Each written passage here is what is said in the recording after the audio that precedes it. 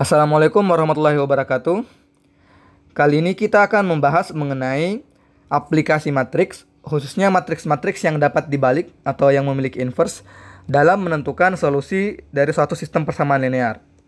Meskipun sebelumnya kita sebenarnya telah mempelajari bagaimana suatu SPL itu dapat diselesaikan dengan menggunakan matriks diperbesar dari sistem tersebut, yang kemudian kita reduksi dengan menggunakan operasi baris elementer ke bentuk yang lebih sederhana sehingga dapat dengan mudah kita tentukan solusinya. Namun kali ini kita akan menggunakan atau kita akan mempelajari, mendiskusikan cara lain yang dapat kita gunakan untuk menentukan atau menyelesaikan solusi dari SPL tersebut. Langsung saja, bahasan ini dimulai dari teorema 1.6.1 dari buku panduan yang mengatakan bahwa suatu SPL itu hanya memiliki 3 kemungkinan solusi, yaitu tidak ada, ataukah tepat satu, ataupun tak hingga. Nah, secara empirik sebenarnya kita sudah tahu hal ini.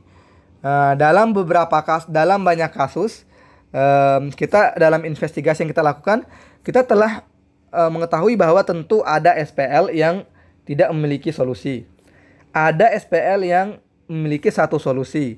Dan ada juga SPL yang memiliki tak hingga banyaknya solusi. Namun,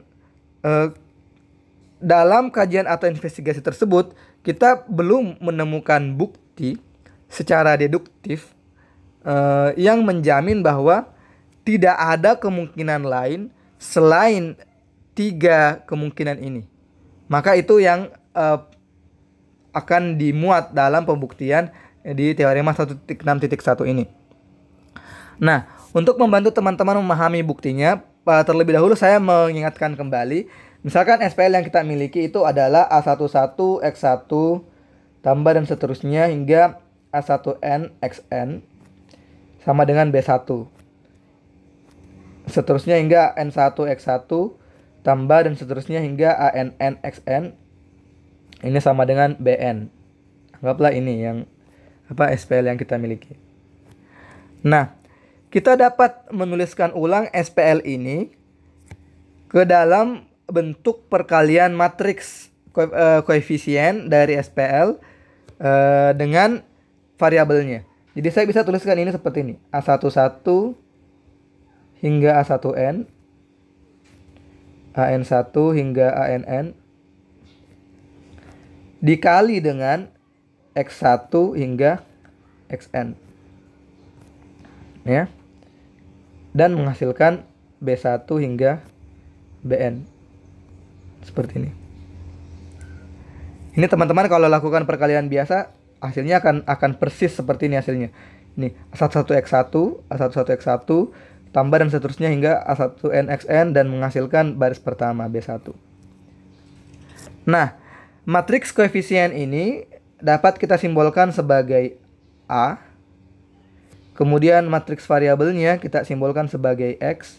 Saya beri tanda panah, tanda garis di atas untuk membedakan dia dengan X biasa. Artinya ini adalah matriks X.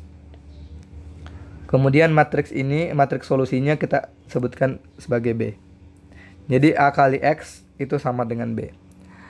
Nah, ini yang akan kita tunjukkan. Bagaimana menunjukkan bahwa memang tidak ada lagi kemungkinan lain dari selain ketiga hal ini. Nah, untuk itu yang pertama yang kita lakukan adalah kita anggap dulu bahwa ada kemungkinan lain. Artinya bukan tidak ada, bukan tepat satu, dan bukan tak hingga. Anggaplah hanya ada tepat 2 misalkan seperti itu. Jadi kita misalkan SPL yang diberikan, SPL AX sama dengan B ini memiliki tepat 2 solusi atau memiliki 2 solusi yang berbeda. Ya, memiliki 2 solusi yang berbeda. Atau walaupun tidak tepat lah, anggaplah ada 2 solusinya yang berbeda. Anggaplah kedua solusi yang berbeda itu kita tuliskan, anggaplah dia adalah Y1 dan Y2. Saya tuliskan dalam bentuk matriks ya, Y1 dan Y2, supaya ini menandakan bahwa Y1 ini memuat bilangan terurut yang memenuhi X1 sampai Xn. Y2 juga demikian, dan bilangan terurut lainnya yang memuat X1 sampai Xn, seperti itu, dan memenuhi sistem tadi. Nah, selanjutnya karena Y1 dan Y2 berbeda, karena Y1 dan Y2 berbeda di asumsi kita tadi ya, maka misalkan maka Y1 kurang Y2, anggaplah hasilnya adalah Y0, itu pasti tidak sama dengan matriks 0. Pasti tidak sama dengan matriks 0 karena Y1 dan Y2 berbeda kan. Nah, selanjutnya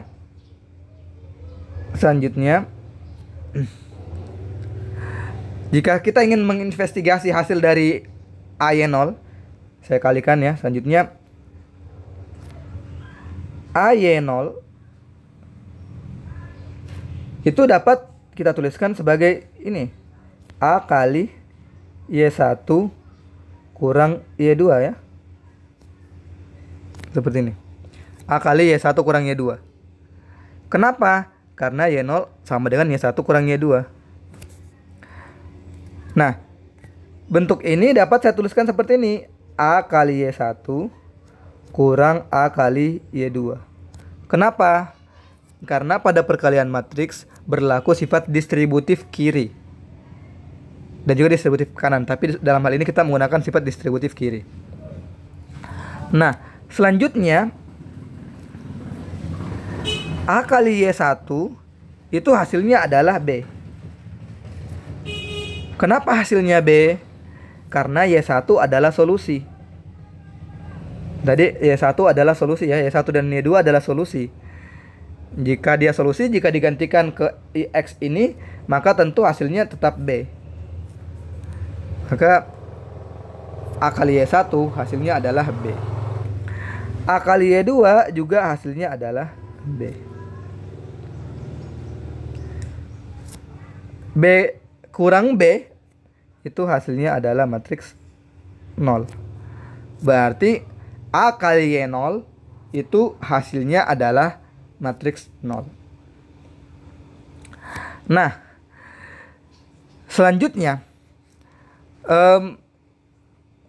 saya misalkan ada skalar tertentu. Misal ini saya garis ya. Misal ada skalar K. Misal skalar tak 0K ya. Skalar tak 0K. Misalkan ada skalar yang tak 0K. Nah, selanjutnya saya dapat menuliskan seperti ini. A kali anggaplah Y1 ya betul. Y1 saya ambil salah satu solusinya. Tambah K kali Y0. Ini saya mau lihat hasil dari A kali Y1 tambah K Y0. Ceritanya dimain-mainkan saja seperti itu. Nah, ini dapat saya tuliskan seperti ini. A kali Y1 tambah A kali K kali Y0 ya. A kali K kali Y0.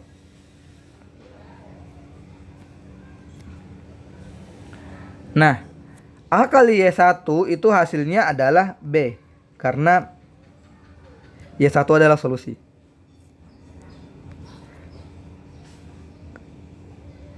A kali K kali Y0 ini dapat saya tuliskan seperti ini.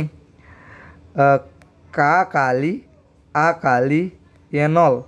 Ini ada di sifat antara 8, 9, 10 dari sifat aritmatika matriks terkait perkalian skalar ya. Nah, ini sama dengan B ditambah K kali A kali Y0, kita tahu hasilnya adalah matriks 0. K kali matriks 0 hasilnya adalah matriks 0. Sehingga ini dapat saya tuliskan seperti ini, matriks 0. Dan hasilnya adalah B. Artinya apa kalau hasilnya B? Artinya ini Y1 tambah KY0 ini itu merupakan solusi dari AX sama dengan B. Karena jika ini digantikan ke X, hasil dari A kali ini tadi itu tetap adalah B. Artinya ini juga merupakan solusi. Ini juga merupakan solusi. Nah, artinya ya perhatikan bahwa K ini kan skalar, ya, skalar sebarang.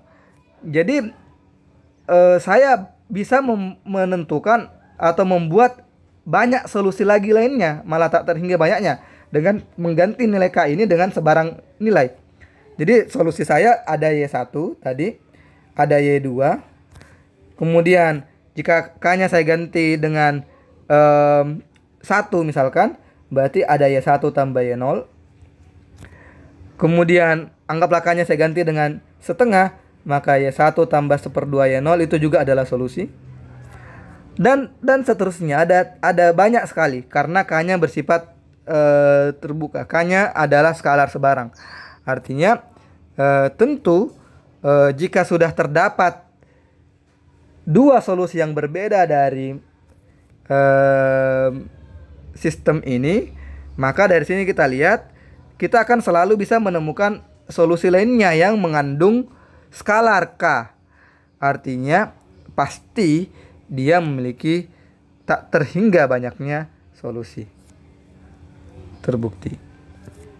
Tadi kata-kata tadi dalam pembuktian formal seharusnya ditulis ya. Ini hanya karena keterbatasan space maka tidak ditulis. Ya, saya kira sekian dulu untuk teorema atau untuk bahasan yang pertama. Assalamualaikum warahmatullahi wabarakatuh.